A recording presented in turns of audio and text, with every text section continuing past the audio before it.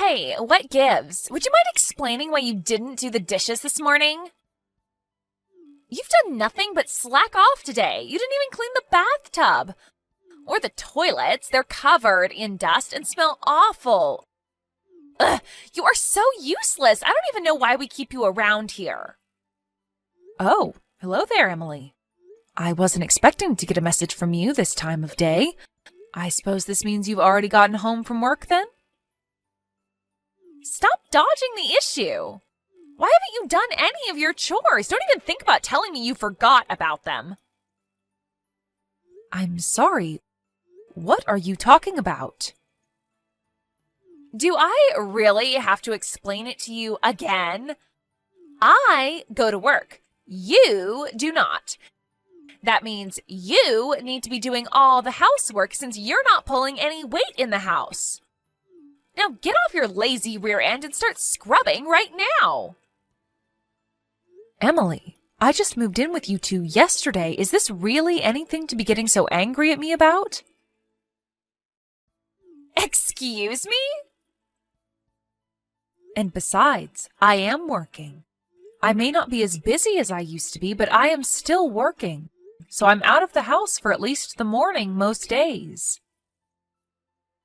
Who do you think you are? Don't talk back to me like that. Emily, we made the rules very clear before we built this duplex together, don't you remember? We agreed that each of us would do our own chores, me in my unit and you two in yours. And our finances are separate as well. When we built the house, we had separate meters for gas, water, and electricity installed. So we can each pay for just what we use on our own. Of course, we're family and will most assuredly be there for each other in difficult times, and anytime you need me to look after Roy for you, I'd be glad to babysit him. Those were the rules that we decided on after a long and open discussion between the three of us. Right? Whatever, I'm tired of this conversation.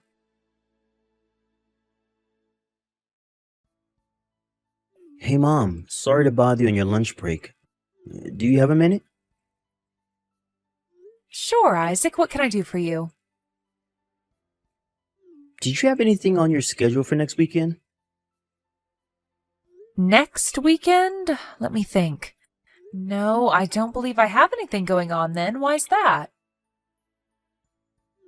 Okay, then what would you say to all of us going on a short little vacation as a family? A vacation sounds lovely. What's the occasion? Actually, one of my coworkers won a vacation in some kind of drawing, and he was planning on taking his family on an overnight resort stay. But I guess one of his kids got sick and is going to be in the hospital for a few weeks now, so they can't go anymore. Oh, that's terribly unfortunate. I hope the child is all right. The trip voucher had to be used within a specific time period, and it's too late now to change the reservation date. So he offered to pass the tickets to me if I was interested. Since the tickets were for 4 people, it works out perfectly that you, me, Emily, and Roy can all go together. The one little snag is that I have work on Saturday morning that I can't get out of.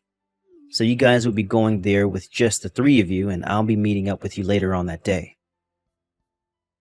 So, me, Emily, and Roy will all go in the morning then? Yeah, that's the way it will work out. What do you think? I thought it would be a great opportunity for you and Emily to improve your relationship. You said the 2 of you were having difficulties, right? Since Roy will be there, and you know how much he loves you, it could be a great bonding experience for you two. You know, I think you may be right. Sure, Isaac, I'd love to go along. Thank you for the invitation. All right, I'm really looking forward to it. I'll let you know the specifics once everything is set in stone. I'll talk to you later. Thanks, Isaac. I'll be waiting.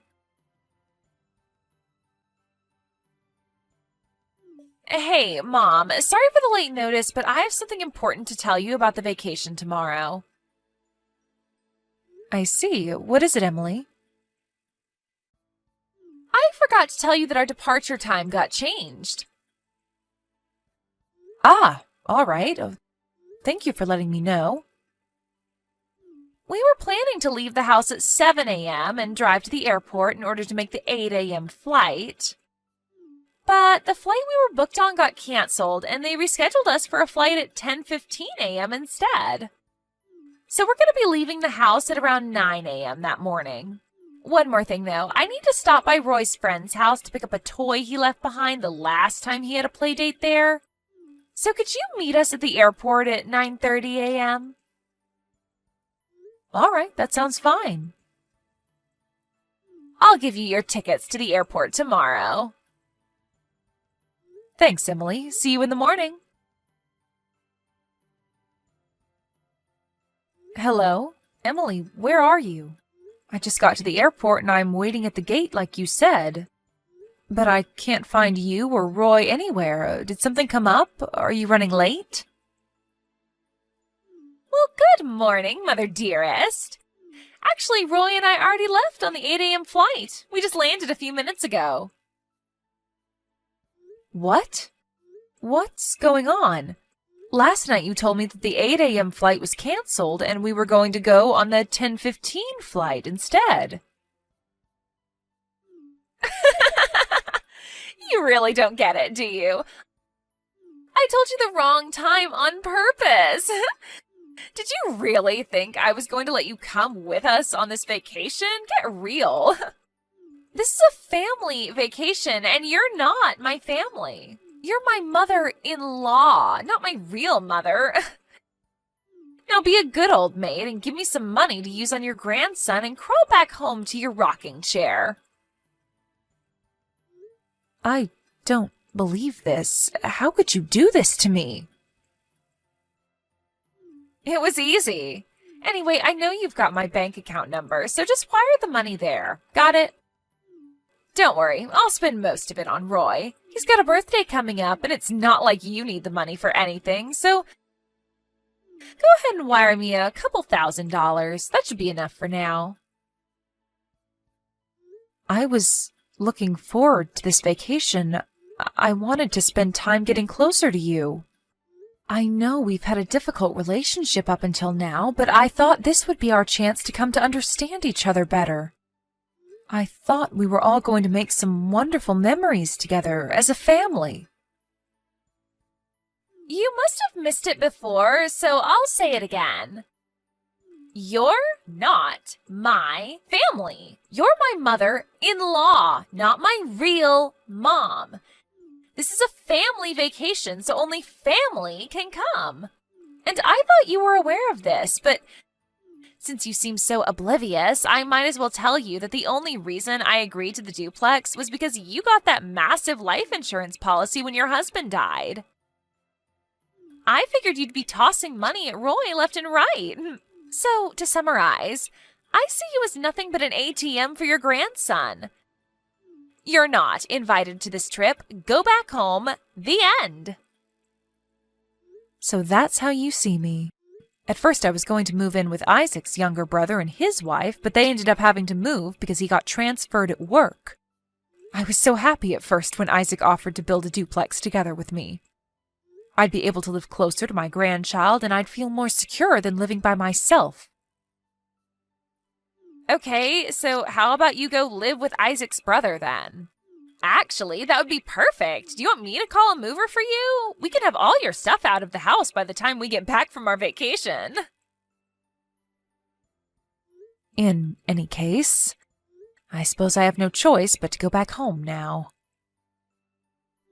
Just so you don't get any ideas, even if you book another flight and show up at our hotel room, I'm kicking you out on the curb. Got it?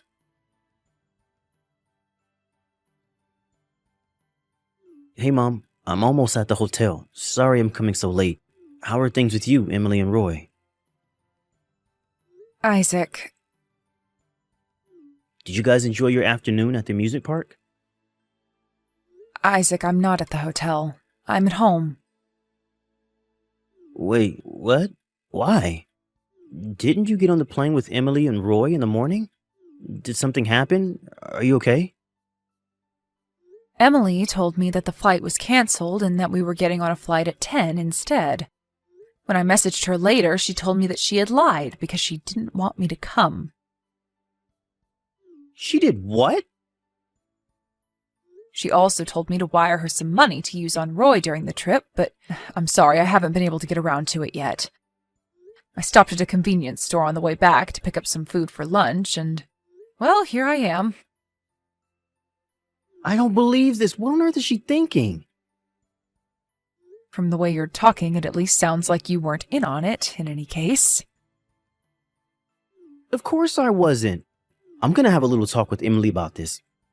Give me some time and I'll take care of it. All right, but whatever you do, be sure that you don't get in any sort of argument in front of Roy, okay? I know. I'll wait until it's nap time. I'll message you later on tonight.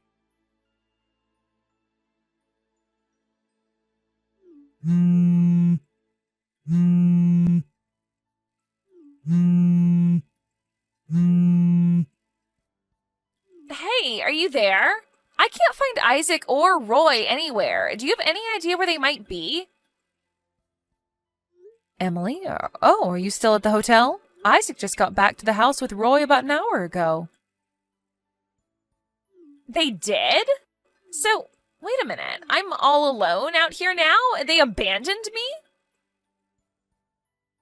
Well, like I said, they just got home, and I haven't heard any specific details, but yes, it does appear so. Is this your doing? What did you say to Isaac? Nothing, really. I just told him that you gave me the wrong time for the plane on purpose in order to keep me from coming with you on the trip is all. That's not nothing. Why couldn't you have just told him that you got sick and couldn't go or something? You're making it sound like I'm the bad guy. Emily, dear, I'd say an objective reading of the situation would lead to the conclusion that, yes, in fact, you are the bad guy. What did you just say? Did you think that Isaac would let you get away with a thing like this? That he would just take your side unquestioningly? Well, duh, he's my husband. Plus, I didn't even do anything wrong. You're the one that's in the wrong. We were going to have a fun, carefree vacation, just the three of us, but you butted in and invited yourself along. And now, thanks to you, I'm all alone in this hotel room. Emily, you're under the completely wrong impression. Isaac is the one who invited me along on the vacation. I didn't invite myself. Are you serious? If you or Isaac had told me beforehand that you wanted to have a vacation with just the three of you, I would have understood. I'm not so presumptuous as to invite myself along to other people's vacations. But Isaac never told me that. Isaac thought, and I agreed, that this would be the perfect chance for us to get to know each other better, to finally have a positive relationship with each other. But now I've made my decision. I'm leaving my estate to Isaac's younger brother. Wait a minute. Estate? I do suppose it's a bit early to be talking about my estate, but you deserve to know my intentions. I'm actually the chairman of the board of 4 different companies. 4? I thought you were unemployed. They were originally my father's companies, and when he passed away, he left his majority stake in each of them to me. It's been a while since I've seen the numbers, but I believe my stock holdings alone amount to around 5 million? 5 million? So that's going to get split up between the 2 brothers, right? Isaac's younger brother and his wife are going through a training program designed by me in order to equip them to effectively run the companies in the future. Obviously, as the firstborn, I talked to Isaac about this first.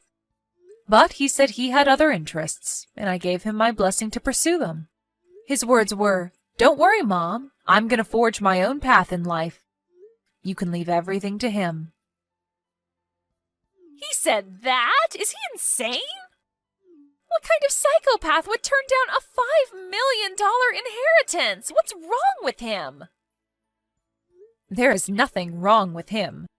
He's a fine, upstanding man who takes good care of you, Roy, and me. Perhaps you might recognize that if you would think about someone other than yourself for a change. Hey, what's that supposed to mean? I wish things could have turned out differently than they did, Emily.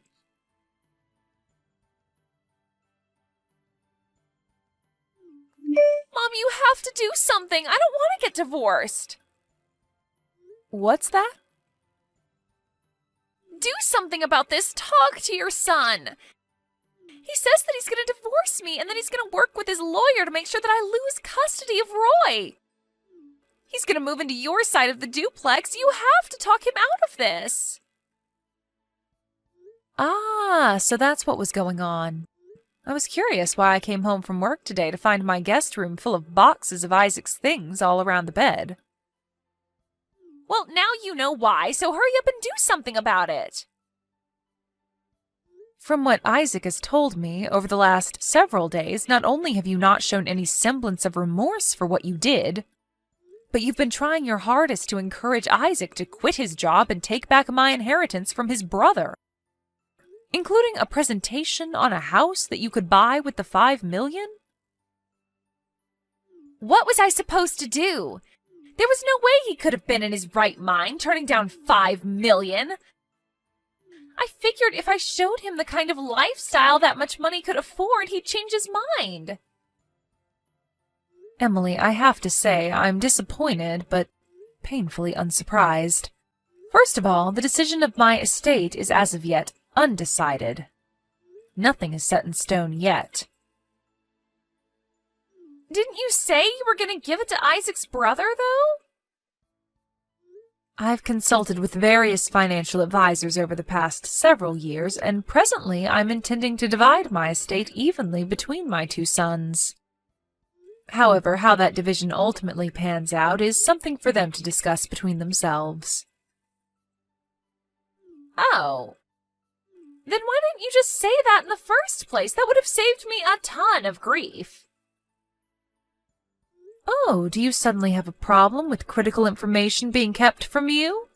That's exactly what you did to me when you lied about the plane being cancelled. I wanted to see how you'd respond if I only told you the size of my estate and Isaac's intentions. So, this was all a test? Yes, and you failed miserably. Oh, no. You can ask Isaac for more details. But that has nothing to do with our divorce. I don't want to get divorced. You need to do something. Talk to Isaac. Tell him that a divorce would be bad for Roy. Whatever you need to do. After this past week's events, I'm not entirely sure having a mother like you in the picture would be a good thing for Roy at all, Emily. Please. I've said my piece, and I have nothing to say to you ever again. I hope you one day learn to care about someone other than yourself. Mom, no! Goodbye, Emily.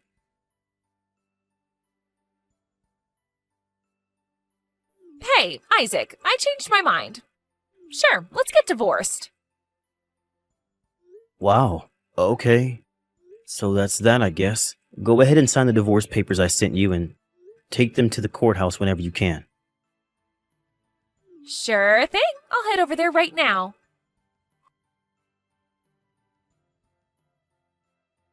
Okay, it's all done. I just got back from the courthouse, so we're officially divorced. Wire me my share of the assets as soon as you can. I'm pretty sure you still have my bank account information. What are you talking about? Don't pretend like you don't know. I can do math. Since your mom's estate is $5 million and you get half, that means you get $2.5 million. That means that since we're divorced, I get half of that. So you owe me $1.25 million. I'm planning on using that to pay the bills while I look for a new job, so send it to me as soon as possible. Got it? Why did I have to marry someone as stupid as you? My mom's not dead yet, you moron. So? Do you even know how inheritance works, Emily? As long as she's alive, it's all still hers, and she's perfectly healthy. How do you not know this?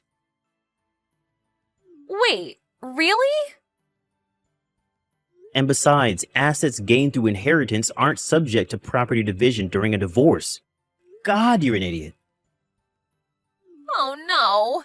Okay, then I changed my mind. We're not getting divorced after all. Don't you think it's a little too late for that? You just said that you had already turned in the divorce papers at the courthouse. Uh-oh. Man, this sucks. What am I gonna do now? Emily and Isaac's divorce was finalized just a few days after our final conversation. After considering Emily's behavior and its potential impact on Roy, the family court sided with Isaac and granted him full custody. It went far more smoothly than I expected, for us at least. Isaac realized in that last message to Emily that she was under an enormous misconception about how the property division would work, which is too bad for her. But thanks to that misconception, she consented to the divorce far quicker than I thought she would. After the divorce, Emily tried to move back in with her parents, but they threw her out. She's now living in a tiny apartment and working the night shift at a local dive bar. Her parents came by our house a few days later to apologize for her behavior. According to them, Emily had worked up quite a bill at the local host club as she was planning on being able to use my estate to pay it off. So it seems like she's going to be working off that debt for some time. I do hope that she learns her lesson and turns her life around, though.